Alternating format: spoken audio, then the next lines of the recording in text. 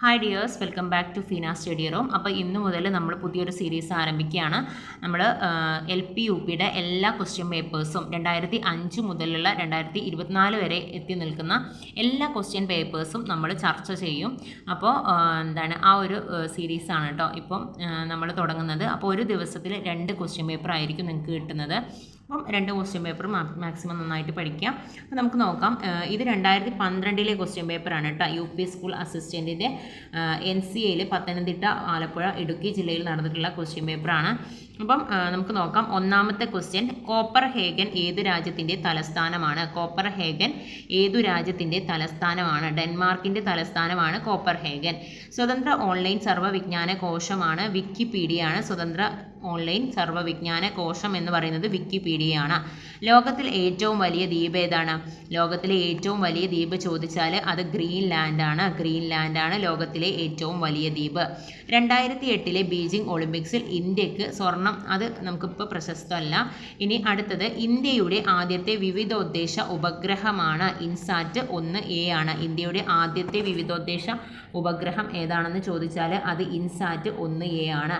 അടുത്ത ക്വസ്റ്റ്യൻ, വരയാടുകളെ സംരക്ഷിക്കുന്ന ദേശീയോദ്യാനം ഏതെന്നാണ്? ഇരവികുളമാണ് അല്ലേ. കുറേ പ്രീവിയസ് ക്വസ്റ്റ്യൻ ആണിത്. വരയാടുകളെ സംരക്ഷിക്കുന്ന ദേശീയോദ്യാനമാണ് ഇരവികുളം. ഏറ്റവും കൂടുതൽ അണക്കെട്ടുകളുള്ള കേരളത്തിലെ നദി ഏതാണെന്ന് ചോദിച്ചാൽ ഏതാണ്? അത് പെരിയാറാണ്. ഏറ്റവും കൂടുതൽ അണക്കെട്ടുകളുള്ള കേരളത്തിലെ നദി ചോദിച്ചാൽ പെരിയാറാണ്. ഏറ്റവും നീളമുള്ള നദിയും കേരളത്തിൽ ഇത് പെരിയാറാണ്. അപ്പോൾ ഏറ്റവും കൂടുതൽ അണക്കെട്ടുകളുള്ളതും പെരിയാറിൽ തന്നെയാണ്. ഇനി അടുത്ത ക്വസ്റ്റ്യൻ, ഇന്ദിരാഗാന്ധി 2009 ഇന്ദിരാഗാന്ധി സമാധാന പുരസ്കാരം നേടിയത് ആരാണെന്നാണ്? അത് ഷെയ്ഖ് ഹസീനയാണ്. അടുത്ത ക്വസ്റ്റ്യൻ, ഓസോൺ ദിനമായി ആചരിക്കുന്നത് സെപ്റ്റംബർ 16-നാണ്. ഓസോൺ ദിനമായിട്ട് ആചരിക്കുന്നത് എന്നാണെന്ന് ചോദിച്ചാൽ അത് സെപ്റ്റംബർ 16-നാണ്. ഓസോൺ ദിനമായി ആചരിക്കുന്നത് എന്നാണ്? സെപ്റ്റംബർ 16-നാണ്. ഇന്ത്യ ഗേറ്റ് സ്ഥിതി ചെയ്യുന്ന സ്ഥലം എവിടെയാണ്? ഇന്ത്യ ഗേറ്റ് സ്ഥിതി ചെയ്യുന്ന സ്ഥലം ചോദിച്ചാൽ അത് ഡൽഹിയാണ്. നെസ്ലേസ് ലായനി ഉപയോഗിച്ച് തിരിച്ചറിയാൻ സാധിക്കുന്ന റാഡിക്കൽ ഏതാണെന്ന് ചോദിച്ചാൽ അത് അമോണിയയാണ്. നെസ്ലേസ് ലായനി ഉപയോഗിച്ചിട്ട് തിരിച്ചറിയാൻ സാധിക്കുന്ന റാഡിക്കലാണ് അമോണിയ. സ്റ്റീലിനെ ചുട്ടുപഴുപ്പിച്ച ശേഷം വായുവിൽ സാവധാനം തണുപ്പിക്കുന്ന പ്രക്രിയ ഏതാണ്? അത് അനിലിനാണ്. സ്റ്റീലിനെ ചുട്ടുപഴുപ്പിച്ച ശേഷം വായുവിൽ സാവധാനം തണുപ്പിക്കുന്ന പ്രക്രിയയാണ് അനിലിങ്.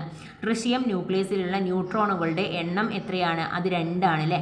പ്രോട്ടിയം, ട്രിഷിയം, ഡ്യൂട്ടീരിയം ആണല്ലോ. അപ്പം പ്രോട്ടിയം അത് പഠിച്ചു വെക്കുക. അത് കൃത്യമായിട്ട് പഠിച്ചു വെക്കുക. ക്വസ്റ്റ്യൻ പ്രീവിയസ് ആയിട്ട് കുറേ ചോദിച്ചിട്ടുണ്ട് കേട്ടോ. അപ്പോൾ ട്രിഷിയം ന്യൂക്ലിയസിലുള്ള ന്യൂട്രോണുകളുടെ എണ്ണം എന്ന് പറയുന്നത് 2 ആണ്. സോഡിയം അസറ്റേറ്റും സോഡാ ലൈമും ചേർത്ത് ചൂടാക്കുമ്പോൾ ലഭിക്കുന്ന വാതകം ഏതാണെന്ന് ചോദിച്ചാൽ അത് മെഥെയ്നാണ്. മെഥെയ്നാണ് സോഡിയം അസറ്റേറ്റും സോഡാ ലൈമും ചേർത്ത് ചൂടാക്കുമ്പോൾ ലഭിക്കുന്ന വാതകം എന്ന് പറയുന്നത് മെഥെയ്നാണ്. ഇനി താഴെ കൊടുത്തിരിക്കുന്ന ഇലക്ട്രോൺ വിന്യാസങ്ങളിൽ നിന്നും തെറ്റായത് തിരഞ്ഞെടുക്കുക എന്നാണ്. ഫസ്റ്റത്തെ ഓപ്ഷനാണ് തെറ്റായിട്ടുള്ളത് കേട്ടോ. അത് തെറ്റായിട്ടുള്ളത് ഫസ്റ്റത്തേതാണെന്ന് മനസ്സിലാക്കുക. ഇനി അടുത്തത് കുതിരയുടെ പൂർവികൻ. കുതിരയുടെ പൂർവികൻ എന്ന് പറയുന്നത് ഇക്വസ് ആണ്. കുതിരയുടെ പൂർവികൻ ഇക്വസ് ആണ്. സിറോസിസ് എന്ന രോഗം ശരീരത്തിൻ്റെ ഏതു ഭാഗത്തെയാണ് ബാധിക്കുന്നത് എന്നാണ് അടുത്ത ക്വസ്റ്റ്യൻ. സിറോസിസ് എന്ന രോഗം ശരീരത്തിൻ്റെ ഏതു ഭാഗത്തെയാണ് ബാധിക്കുന്നത്? കരളിനെയാണ് ബാധിക്കുന്നത്. ഇനി അടുത്തത് 18ാമത്തെ ക്വസ്റ്റ്യൻ, രക്തം കട്ടപിടിക്കുന്നതിന് സഹായിക്കുന്ന പ്ലാസ്മ പ്രോട്ടീൻ ഏതാണെന്നാണ്? രക്തം കട്ടപിടിക്കുന്നതിന് സഹായിക്കുന്ന പ്ലാസ്മ പ്രോട്ടീനാണ് ഫൈബ്രിനോജൻ. 19, ന്യൂമോണിയ ഉണ്ടാക്കുന്ന ബാക്ടീരിയയാണ് കോക്കസ് ബാക്ടീരിയ. ന്യൂമോണിയ ഉണ്ടാക്കുന്ന ബാക്ടീരിയ ഏതാണ്? അത് കോക്കസ് ബാക്ടീരിയ ആണ് ന്യൂമോണിയ ഉണ്ടാക്കുന്നത്. അടുത്ത ക്വസ്റ്റ്യൻ, ഏതു വിറ്റാമിൻ്റെ കുറവ് കൊണ്ടാണ് കുട്ടികളിൽ കണ എന്ന രോഗം ഉണ്ടാകുന്നത്? റിക്കറ്റ്സ് എന്ന രോഗം ഉണ്ടാകുന്നത്? അത് വിറ്റാമിൻ ഡിയുടെ കുറവ് മൂലമാണ്.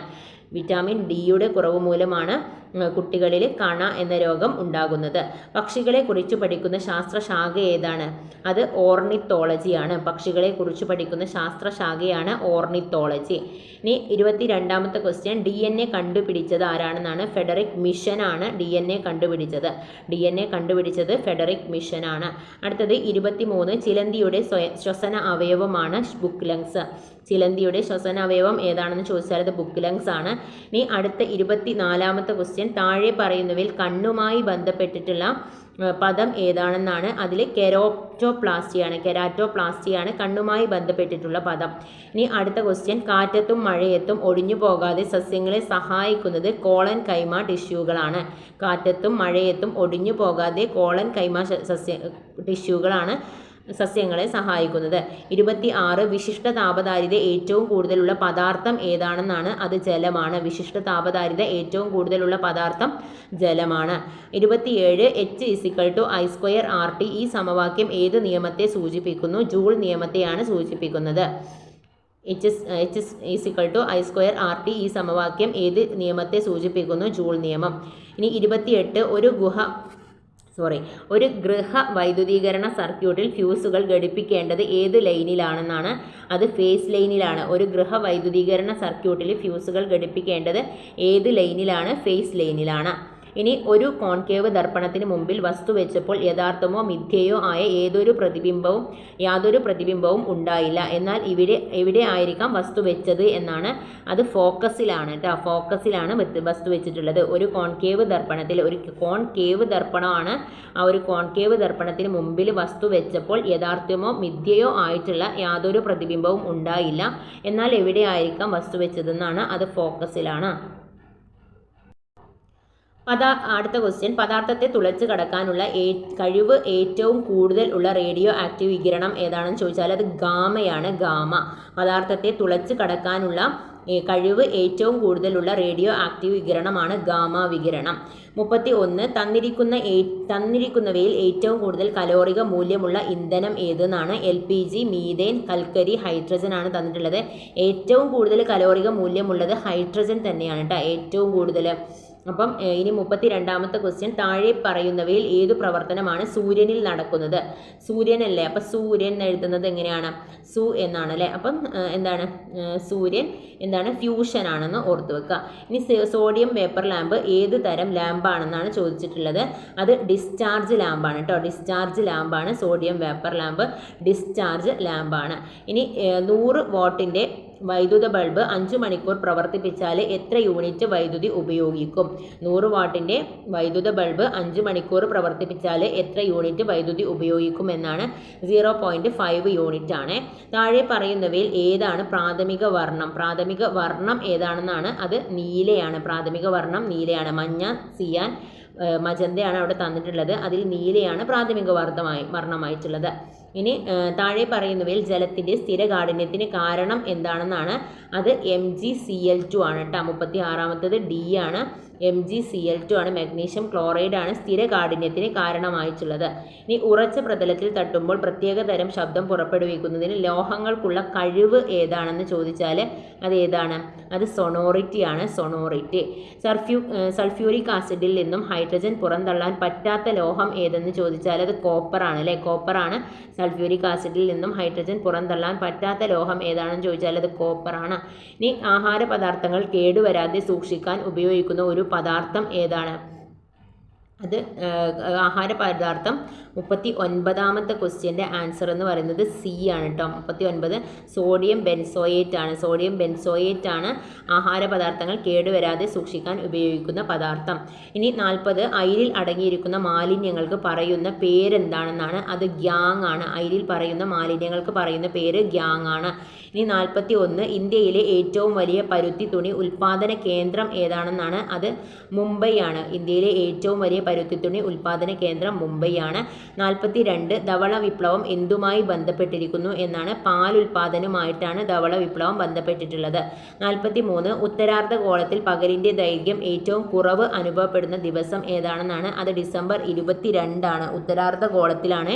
ഉത്തരാർദ്ധഗോളത്തിൽ പകലിൻ്റെ ദൈർഘ്യം ഏറ്റവും കുറവ് അനുഭവപ്പെടുന്ന ദിവസം ഡിസംബർ 22 ആണ്. ഇനി 44 ഭൂപടങ്ങളിൽ കൃഷിയിടങ്ങളെ സൂചിപ്പിക്കുന്ന നിറം ഏതാണെന്നാണ്. അത് മഞ്ഞ നിറമാണ് അല്ലേ. ഭൂപടങ്ങളിൽ കൃഷിയിടങ്ങളെ സൂചിപ്പിക്കുന്ന നിറം മഞ്ഞയാണ്. 45 ഏറ്റവും കൂടുതൽ ഉപഗ്രഹങ്ങൾ ഉള്ള ഗ്രഹമാണ് ശനി. അപ്പം അതിന് ചെറിയ മാറ്റങ്ങളൊക്കെ വന്നിരുന്നു. ഇപ്പം വീണ്ടും ശനി തന്നെയാണ് കേട്ടോ. ഏറ്റവും കൂടുതൽ ഉപഗ്രഹങ്ങളുള്ള ഗ്രഹം ശനിയാണ്. അടുത്തത് ഇന്ത്യയിലെ അവസാനത്തെ വൈസ്രോയി ആരാണെന്നാണ്. മൗണ്ട് ബാറ്റൻ പ്രഭു ആണ് ഇന്ത്യയിലെ അവസാനത്തെ വൈസ്രോയി. ഇന്ത്യയിലെ അവസാനത്തെ വൈസ്രോയി മൗണ്ട് ബാറ്റൻ പ്രഭു ആണ്. ഇന്ത്യൻ നാഷണൽ കോൺഗ്രസിൻ്റെ ആദ്യത്തെ വനിതാ അധ്യക്ഷയാണ് doctor Annie Besant. Indian national കോൺഗ്രസിൻ്റെ ആദ്യത്തെ വനിതാ അധ്യക്ഷ ആരാണെന്ന് ചോദിച്ചാൽ അത് ഡോക്ടർ ആനി ബസന്റ് ആണ്. 48 ബംഗാൾ വിഭജനം റദ്ദാക്കിയ വർഷം ഏതാണ്? അത് 1911 ആണ്. ബംഗാൾ വിഭജനം റദ്ദാക്കിയ വർഷം 1911. 49 തൃപ്പടി ദാനം നടത്തിയ ഭരണാധികാരി ആരാണ്? മാർത്താണ്ഡവർമ്മയാണ്. തൃപ്പടി ദാനം നടത്തിയ ഭരണാധികാരി മാർത്താണ്ഡവർമ്മയാണ്. 50 വ്യവസായ വിപ്ലവം ആരംഭിച്ച രാജ്യം ഏതാണ്? അത് ഇംഗ്ലണ്ടാണ്. വ്യവസായ വിപ്ലവം ആരംഭിച്ച രാജ്യം ഏത്? ഇംഗ്ലണ്ട്. 51 ഗാന്ധാര കലാരീതി ഏതെല്ലാം സംസ്കാരങ്ങളുടെ സമന്വയ ഫലമാണ്? ഇന്തോ ഗ്രീക്ക് ആണ്. ഗാന്ധാര കലാരീതി ഏതെല്ലാം സംസ്കാരങ്ങളുടെ സമന്വയ ഫലമാണ്? Indo Greek. അടുത്ത ക്വസ്റ്റ്യൻ, ഇന്ത്യയിലെ ആദ്യത്തെ ആഭ്യന്തര വകുപ്പ് മന്ത്രിയാണ് സർദാർ വല്ലഭായ് പട്ടേലാണ് ഇന്ത്യയിലെ ആദ്യത്തെ ആഭ്യന്തര വകുപ്പ് മന്ത്രി. ഇനി അടുത്ത ക്വസ്റ്റ്യൻ, പ്രവർത്തിക്കുക അല്ലെങ്കിൽ മരിക്കുക എന്ന് ആഹ്വാനം ചെയ്ത മഹാൻ ആരാണ്? അത് നമുക്ക് എല്ലാവർക്കും അറിയാവുന്നതാണ് അല്ലേ, മഹാത്മാഗാന്ധിയാണ്. അടുത്ത ക്വസ്റ്റ്യൻ 54 പ്രാതിനിധ്യം ഇല്ലാതെ നികുതി ഇല്ല. ഇത് ഏത് വിപ്ലവവുമായി ബന്ധപ്പെട്ടതാണ്? അമേരിക്കൻ വിപ്ലവവുമായി ബന്ധപ്പെട്ടതാണ്. പ്രാതിനിധ്യം ഇല്ലാതെ നികുതി ഇല്ല എന്നിട്ടുള്ള ആ ഒരു വാക്കുകൾ. ഇനി 55 മൂലധനം എന്ന കൃതി രചിച്ചത് ആരാണ്? കാൾ മാർക്സ് ആണ് അല്ലേ. മൂലധനം എന്ന കൃതി രചിച്ചത് കാൾ മാർക്സ് ആണ്. കേരളത്തിൽ ആദ്യമായി തിരമാലകളിൽ നിന്നും ഊർജ്ജം ഉൽപ്പാദിപ്പിക്കാൻ തുടങ്ങിയ കേന്ദ്രം ഏതാണ്? കേരളത്തിൽ ആദ്യമായി തിരമാലകളിൽ നിന്നും ഊർജ്ജം ഉൽപ്പാദിപ്പിക്കാൻ തുടങ്ങിയ കേന്ദ്രമാണ് വിഴിഞ്ഞം ആണ് കേട്ടോ, വിഴിഞ്ഞമാണ്. 57 ഇന്ത്യയുടെ മാനക രേഖാംശം ഏതാണ്? 82.5 ഡിഗ്രി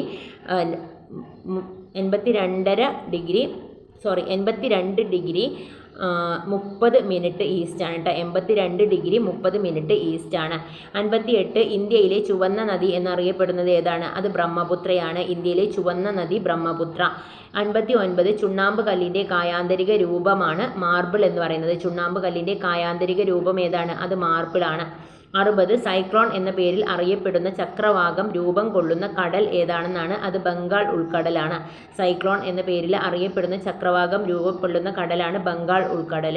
61 അമ്മു തൻ്റെ സമ്പാദ്യപ്പെട്ടിയിൽ 1-ാം ദിവസം 1 രൂപ, 2-ാം ദിവസം 2 രൂപ, 3-ാം ദിവസം 3 രൂപ എന്നിങ്ങനെ 30 ദിവസം നിക്ഷേപിച്ചു.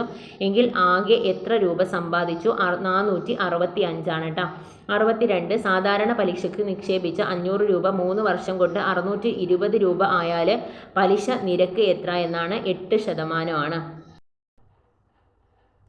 ഇനി 67ാമത്തെ ക്വസ്റ്റ്യൻ നോക്കാം. ഒരു വൃത്തത്തിൻ്റെ ആരം 2 മടങ്ങായാൽ ചുറ്റളവ് എത്ര മടങ്ങാകും എന്നാണ് ക്വസ്റ്റ്യൻ. അതിൻ്റെ ആൻസർ 2 ആണ്. എ ആണ് കറക്റ്റ് ആൻസർ.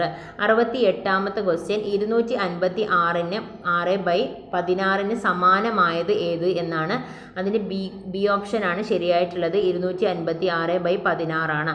ഇനി 69ാമത്തെ ക്വസ്റ്റ്യൻ, ഒരു ക്ലാസ്സിലെ ആൺകുട്ടികളുടെ എണ്ണത്തിൻ്റെ 3 മടങ്ങ് പെൺകുട്ടികളുടെ എണ്ണത്തിൻ്റെ 2 മടങ്ങിന് തുല്യമാണ്.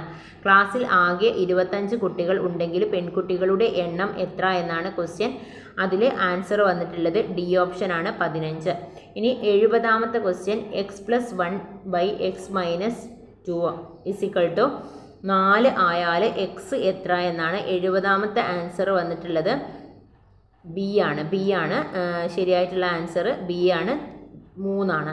പിന്നെ ഇംഗ്ലീഷാണ് നോക്കാം. 71 the direct form of the sentence Harry to the stranger. Where are you making for is. അപ്പം അതിൽ ശരിയായിട്ടുള്ള ആൻസർ എന്ന് പറയുന്നത് Harry asked the stranger where he was making for. Harry asked the stranger where he was making for. ഇനി 72ാമത്തെ question ആണ്, the book dash given to me on my birthday. അപ്പം B ഓപ്ഷനാണ് was ആണ് കേട്ടോ. the book was given to me on my birthday. ഇനി 73 if I earned 1 lakh rupees a month. അപ്പം if I earned 1 lakh rupees a month, അപ്പം I would buy a car ആണ് കേട്ടോ. I would buy a car ആണ്. ഇനി അടുത്ത question 74 some of things you see dash light of their own. അവിടെ give off ആണ്. 75 the smallest unit of sound is called phoneme ആണ്.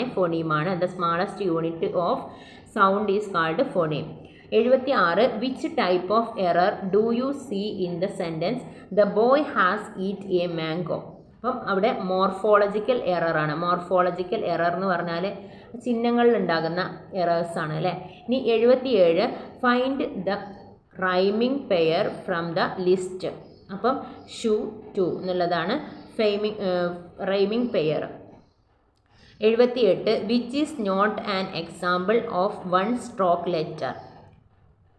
അതിൻ്റെ answer 78ാമത്തതിൻ്റെ ആൻസർ സി ആണ് കേട്ടോ. സി ആണ് 78ാമത്, ഡി എന്നുള്ളതാണ്. 79 complete the sentence the dash of the door. ക്രീക്കാണ്, ക്രീക്ക് സൗണ്ടാണ് ചോദിച്ചിട്ടുള്ളത്. Complete the sentence the creak of the door, creak. ഇനി 80 the police has not been able to recover all dash things. Stolen ആണ് വരുന്നത്, stolen. The police has not been able to recover all stolen things. 81ാമത്തെ question പഠനത്തിൻ്റെ ആദ്യഘട്ടങ്ങളിൽ കുട്ടികൾ സജീവമായിട്ടുള്ള പിന്തുണ നൽകുകയും പഠനത്തിൽ കൂടുതൽ ഉത്തരവാദിത്തം കൂടി ഏറ്റെടുക്കുന്നതോടെ പിന്തുണ കുറച്ചു കൊണ്ടുവരികയും ചെയ്യുന്ന പ്രക്രിയയാണ് കൈത്താങ് കേട്ടോ. പ്രക്രിയയാണ് കൈത്താങ്. 82 ഒരു പരീക്ഷണത്തിനിടയിൽ യാതൊരു ഇൻപുട്ടും ലഭിക്കാത്ത കൂട്ടത്തിനെ വിളിക്കുന്നത് കൺട്രോൾ ഗ്രൂപ്പ് എന്നാണ്. ഒരു പരീക്ഷണത്തിനിടയിൽ യാതൊരു ഇൻപുട്ടും ലഭിക്കാത്ത കൂട്ടത്തിനെ വിളിക്കുന്നത് കൺട്രോൾ ഗ്രൂപ്പ്. 83 ചുവടെ ചേർത്തിരിക്കുന്ന ഒരു നിർവചനത്തിലൂടെ പഠിക്കാൻ പറ്റിയത് എന്താണെന്നാണ്. അത് നട്ടെല്ലുള്ള ജീവികളെ കുറിച്ചിട്ടാണ്. ചുവടെ ചേർത്തതിൽ ഒരു നിർവചനത്തിലൂടെ പഠിപ്പിക്കാൻ പറ്റാത്തത് ഏതാണെന്ന് ചോദിച്ചാൽ അത് നട്ടെല്ലുള്ള ജീവികളാണ്. ഇനി 84 താഴെ ചേർത്തവയിൽ യഥാർത്ഥവും ആധികാരികവുമായ പഠന പ്രവർത്തനം ഏതെന്നാണ്. അത് ഡി ആണ് ശരിയായിട്ടുള്ള ആൻസർ. സ്കൂൾ കെട്ടിടത്തിൻ്റെ മാപ്പ് വരച്ച് കളിസ്ഥലത്തിൻ്റെ സ്ഥാനം നിർണ്ണയിക്കലാണ് ആധികാരികമായിട്ടുള്ള പഠന പ്രവർത്തനം. ചുവടെ ചേർത്തിരിക്കുന്ന യഥാർത്ഥവും ആധികാരികമായിട്ടുള്ള പഠന പ്രവർത്തനം. 85 നേരിട്ടുള്ള ബോധനം ഫലപ്രദമാകുന്ന സന്ദർഭം ഏതെന്നാണ്. അത് അടിസ്ഥാന നൈപുണികൾ നേടുന്നതിലാണ്. നേരിട്ടുള്ള ബോധനം ഫലപ്രദമാകുന്ന സന്ദർഭമാണ് അടിസ്ഥാന നൈപുണികൾ നേടുന്നതിൽ. ഇനി 86 സർഗാത്മകതയുടെ മാനദണ്ഡമായി പരിഗണിക്കാറുള്ളത് മൗലികത, വഴക്കം, ഒഴുക്ക്. ഫ്ലെക്സിബിലിറ്റി വഴക്കമാണ് കേട്ടോ. വഴക്കം, ഒഴുക്ക്. ഇനി ഏതാണ് മൗലികത, വഴക്കം, ഒഴുക്ക്. അടുത്ത ക്വസ്റ്റ്യൻ നോക്കാം. 87 നോം ചോംസ്കി മുന്നോട്ട് വെച്ച ഭാഷാ പഠന സിദ്ധാന്തവുമായി ഏറ്റവും അടുത്തു നിൽക്കുന്നത് ഭാഷാ ആകിരണ സമീപനമാണ്. ഭാഷാ ആകിരണ സമീപനം, ലാംഗ്വേജ് അക്വിസിഷനാണ്. 88 ഒരു കൂട്ടം വസ്തുക്കളുടെ പൊതുവായ പ്രത്യേകതകളുടെ അടിസ്ഥാനത്തിൽ അമൂർത്തവൽക്കരിക്കാനുള്ള കഴിവാണ് എ ഓപ്ഷൻ വർഗീകരണം, ഉദാത്തീകരണം, ആശയരൂപീകരണം, പ്രശ്നപരിഹാരം. അതിൽ ആശയരൂപീകരണമാണ്. 89 വ്യക്തിപരമായ പെരുമാറ്റങ്ങൾ രൂപവൽക്കരിക്കുന്നതിൽ നിർണായകമായത് എന്താണെന്നാണ്. വ്യക്തിയുടെ ശാരീരിക ഘടന, വ്യക്തി ആർജിച്ച സവിശേഷ ഗുണങ്ങൾ, വ്യക്തിയുടെ ഭൗതികവും സാമൂഹികവുമായ പശ്ചാത്തലം, ഇവയെല്ലാം. അതിൽ ശരിയായിട്ടുള്ളത് ഇവയെല്ലാം എന്നുള്ളതാണ്. 90 ക്രിയാശയ രൂപീകരിച്ച വികസന ഘട്ടത്തിൽ ശൈശവാവസ്ഥയിലും കൗമാരാവസ്ഥയിലും ഒരുമിക്കുന്ന ഘട്ടം ഏതാണെന്നാണ്. അത് ഔപചാരിക മനോവ്യാപാര ഘട്ടമാണ്. ഔപചാരിക മനോവ്യാപാര ഘട്ടമാണ്. അടുത്ത ക്വസ്റ്റ്യൻ 91 നിരീക്ഷണ രീതിയിലൂടെ മാത്രം വിവരം ശേഖരിക്കാൻ കഴിയുന്നത് പെരുമാറ്റങ്ങൾ. നിരീക്ഷണ രീതിയിലൂടെ മാത്രം വിവരങ്ങൾ ശേഖരിക്കാൻ കഴിയുന്നത് പെരുമാറ്റങ്ങൾ. അടുത്ത ക്വസ്റ്റ്യൻ 92ാമത്തെ ക്വസ്റ്റ്യൻ ആണ്. 92ാമത്തെ ക്വസ്റ്റ്യൻ മനുഷ്യൻ്റെ വികസനത്തിൽ സമൂഹവും സംസ്കാരവും വഹിക്കുന്ന പങ്ക് ജീൻ പിയാഷെ പരിഗണിച്ചില്ലെന്ന് അഭിപ്രായപ്പെട്ടത് വൈഗോട്സ്കി ആണ് കേട്ടോ. വൈഗോട്സ്കി ആണ് മനുഷ്യൻ്റെ വികസനത്തിൽ സമൂഹവും സംസ്കാരവും വഹിക്കുന്ന പങ്ക് ജീൻ പിയാഷെ പരിഗണിച്ചിട്ടില്ലെന്ന് അഭിപ്രായപ്പെട്ടത് വൈഗോട്സ്കി ആണ്. 93ാമത്തെ ക്വസ്റ്റ്യൻ ഗണിതത്തിലെ ഒരു പ്രശ്നത്തിന് കുട്ടികൾ ഉത്തരം കണ്ടെത്തി. ആ ഉത്തരം കണ്ടെത്തിയത് എങ്ങനെ എന്ന് കുട്ടി വിശദീകരിക്കാൻ ആവശ്യപ്പെടുന്നതിലൂടെ അധ്യാപകൻ വിലയിരുത്തുന്നത് എന്തെന്നാണ്. അറിവ് രൂപീകരിച്ചതിനെക്കുറിച്ച് കുട്ടികൾക്കുള്ള അറിവ്, കുട്ടികളുടെ സത്യസന്ധത, ഗണിതപരമായ കഴിവ്, ക്രിയകൾ ചെയ്യാനുള്ള ശേഷി. അപ്പം ഇതിൽ അറിവ് രൂപീകരിച്ചതിനെക്കുറിച്ച് കുട്ടികൾക്കുള്ള അറിവ് എന്നതിനെയാണ് അധ്യാപകൻ വിലയിരുത്തുന്നത്. 94ാമത്തെ ക്വസ്റ്റ്യൻ വിവിധങ്ങളായ കഴിവുകളും പഠന നിലവാരവുമുള്ള കുട്ടികളുടെ പഠനത്തിൽ ഉപയോഗിക്കാൻ പാടില്ലാത്ത ബോധന ശൈലി ഏതാണെന്നാണ്. എല്ലാ കുട്ടികളും ഒരേ പഠന നിലവാരം ആർജിക്കാനുള്ള ഊന്നൽ അല്ലേ, അത് കൊടുക്കാൻ പാടില്ല. എല്ലാ കുട്ടികളും ഒരേ പഠന നിലവാരം ആർജിക്കാനുള്ള ഊന്നൽ അത് കൊടുക്കാൻ പാടില്ല. ഇനി എന്താണ് 95 ആണ്. 95 കുട്ടികളുടെ കുട്ടികളുടെ ശാരീരിക നൈപുണികളിൽ ആദ്യം പ്രകടിപ്പിക്കാൻ സാധ്യതയുള്ളത് ഏതാണെന്നാണ്. അത് ഓരോ കാൽ വെച്ച് പടികൾ ഇറങ്ങലാണ്. കുട്ടികളുടെ ശാരീരിക നൈപുണികളിൽ ആദ്യം പ്രകടിപ്പിക്കാൻ സാധ്യതയുള്ളത് ഓരോ കാൽ വെച്ച് പടികൾ ഇറങ്ങലാണ്. ഇനി 96ാമത്തെ ക്വസ്റ്റ്യൻ, ഭാഷ ആർജിക്കുന്നതിന് മുന്നോടിയായിട്ട് പ്രതീകാത്മകമായിട്ടുള്ള ചിന്തിക്കാനുള്ള കഴിവ് കുട്ടി നേടേണ്ടതുണ്ടെന്ന് അഭിപ്രായപ്പെട്ടത് ജീൻ പിയാഷെയാണ്. എന്താണ്? ഭാഷ ആർജിക്കുന്നതിന് മുന്നോടിയായിട്ട് പ്രതീകാത്മകമായി ചിന്തിക്കുവാനുള്ള കഴിവ് കുട്ടി നേടേണ്ടതുണ്ടെന്ന് അഭിപ്രായപ്പെട്ടത് ജീൻ പിയാഷെ. 97ാമത്തെ ക്വസ്റ്റ്യൻ നോക്കാം. പഠന പ്രക്രിയയിൽ അധ്യാപകൻ്റെ ചുമതലകളിൽ പെടാത്തത് പഠന നിലവാരത്തിനനുസരിച്ച് കുട്ടികളെ തരംതിരിക്കലാണ്. ഇനി 98ാമത്തെ ക്വസ്റ്റ്യൻ, പഠനം മികച്ച രീതിയിൽ നടക്കുന്നതിൽ ഏറ്റവും കുറച്ച് സ്വാധീനമുള്ള ഘടകം ഓരോ പ്രാവശ്യവും സമ്മാനം നൽകലാണ്. പഠനം മികച്ച രീതിയിൽ നടക്കുന്നതിൽ ഏറ്റവും കുറച്ച് സ്വാധീനമുള്ള ഘടകം. അപ്പോൾ ബാക്കിയുള്ള ഘടകങ്ങൾ കൂടി ഒന്നുകൂടെ നോക്കാം. കുട്ടിക്ക് അറിവ് നിർമ്മിക്കാൻ കഴിയും വിധം പഠനത്തിൽ പ്രവർത്തനം ചിട്ടപ്പെടുത്തൽ, ഓരോ കുട്ടിയിലും പഠനോന്മുഖത സൃഷ്ടിക്കൽ, കുട്ടികളുടെ അനുഭവങ്ങളും ആർജിത അറിവും പരിഗണിച്ച് പഠന പ്രവർത്തനം വികസിപ്പിച്ചെടുക്കൽ. അപ്പം ഇതിൽ വരുന്നത് ഓരോ പ്രാവശ്യം സമ്മാനം നൽകലാണ് പഠനം മികച്ച രീതിയിൽ നടക്കുന്നതിൽ ഏറ്റവും കുറച്ച് സ്വാധീനമുള്ള ഘടകം എന്ന് പറയുന്നത്. ഈ 99ാമത്തെ ക്വസ്റ്റ്യൻ, മാർക്ക്, ശിക്ഷ, റാങ്ക്, ഇമ്പോസിഷൻ എന്നീ പ്രയോഗങ്ങൾ ഏത് വിദ്യാഭ്യാസ മനഃശാസ്ത്രവാദവുമായി ബന്ധപ്പെട്ടതാണെന്നാണ്. അത് വ്യവഹാരവാദവുമായിട്ടാണ് അല്ലേ. മാർക്ക്, ശിക്ഷ, റാങ്ക്, ഇമ്പോസിഷൻ ഇത് വ്യവഹാരവാദവുമായി ബന്ധപ്പെട്ടതാണ്. 100ാമത്തെ ക്വസ്റ്റ്യൻ, ബെഞ്ചമിൻ ബ്ലൂം അവതരിപ്പിച്ച വൈജ്ഞാനിക മേഖല ഏതാണെന്നാണ്. ഇതൊന്നുമല്ല അല്ലേ. സംശ്ലേഷണം, വിലയിരുത്തൽ, വിശ്ലേഷണം ഇതൊന്നുമല്ല എന്നതാണ് ആൻസർ. അപ്പോൾ ഇത്രയുമാണ് ഇന്നത്തെ ഒരു ഫസ്റ്റ് ക്വസ്റ്റ്യൻ പേപ്പറിലുള്ള ക്വസ്റ്റ്യൻസ്. അപ്പം അടുത്ത ക്വസ്റ്റ്യൻ പേപ്പറുമായിട്ട് അടുത്ത് തന്നെ വരാം. പുതുതായിട്ട് കാണുന്ന ആരെങ്കിലും ഉണ്ടെങ്കിൽ പ്ലീസ് ഒന്ന് സബ്സ്ക്രൈബ് ചെയ്ത് സപ്പോർട്ട് ചെയ്യണേ. താങ്ക്